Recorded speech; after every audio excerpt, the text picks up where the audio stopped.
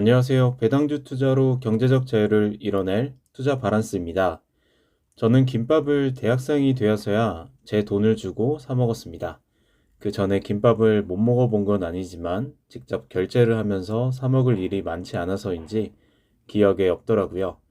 17년 전 상경을 해서 배고픈 시절 사 먹던 김밥 한 줄은 1,000원에서 1,500원 정도였습니다.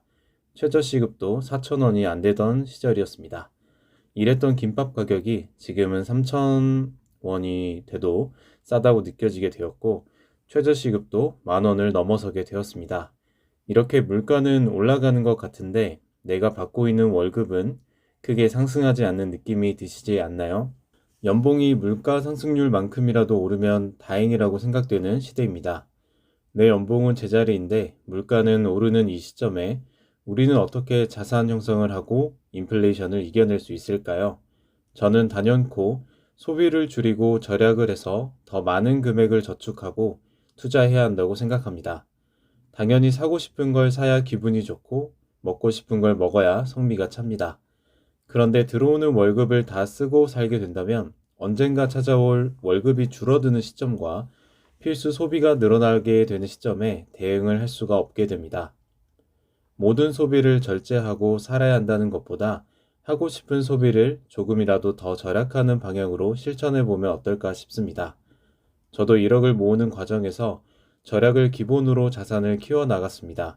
개인적으로 만족할 만한 성과를 이룬 지금도 그때의 습관이 남아 나름 검소한 삶을 살아가고 있는 것 같습니다.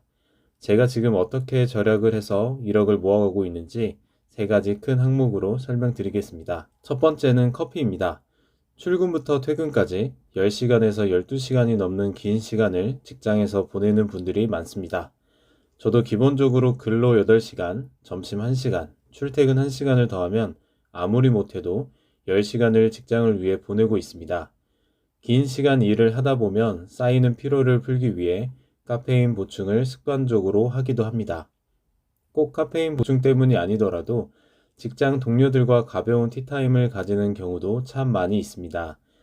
저도 커피를 즐겨 마시는 편이다 보니 밖에서 매일 커피를 사 마신다는 건 부담이 됐습니다. 얼죽알아서 아메리카노를 매일 마시고 있는데요. 스타벅스나 고가 브랜드의 커피는 한 잔에 4,000원 정도의 가격으로 형성되어 있습니다. 매월 20일 동안 사 먹는다고 하면 8만 원이 넘습니다.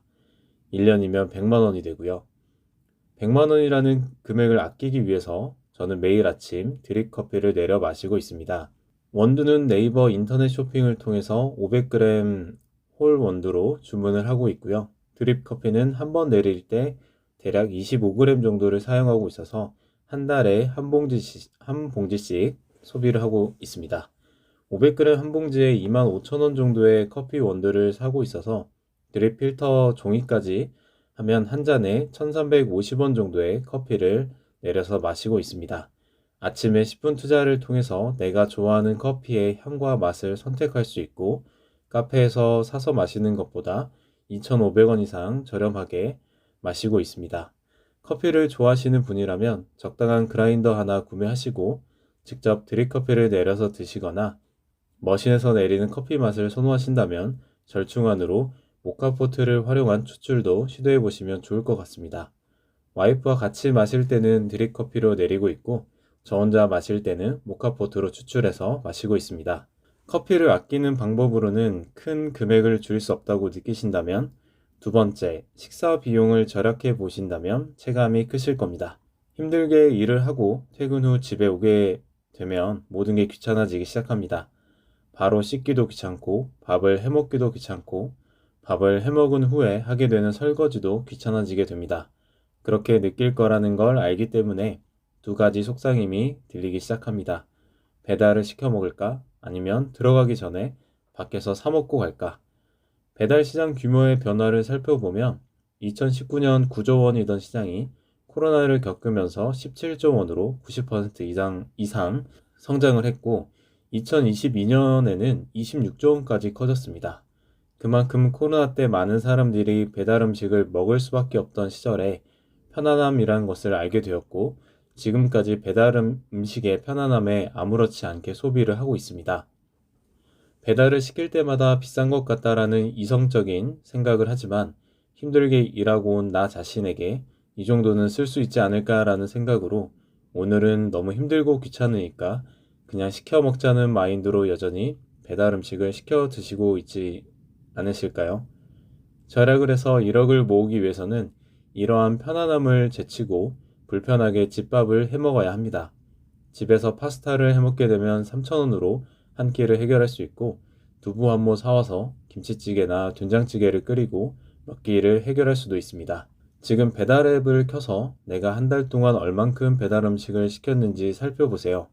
그 금액만큼 매월 절약을 할 수 있습니다. 마지막 세 번째는 옷입니다. 커피는 기호식품이지만 식사와 옷은 사람이 살아가는데 필수로 생각되는 의식주 중에 하나입니다. 식사는 더 맛있게 먹기 위해, 더 영양을 챙기기 위해 추가 비용을 쓰고 있고요.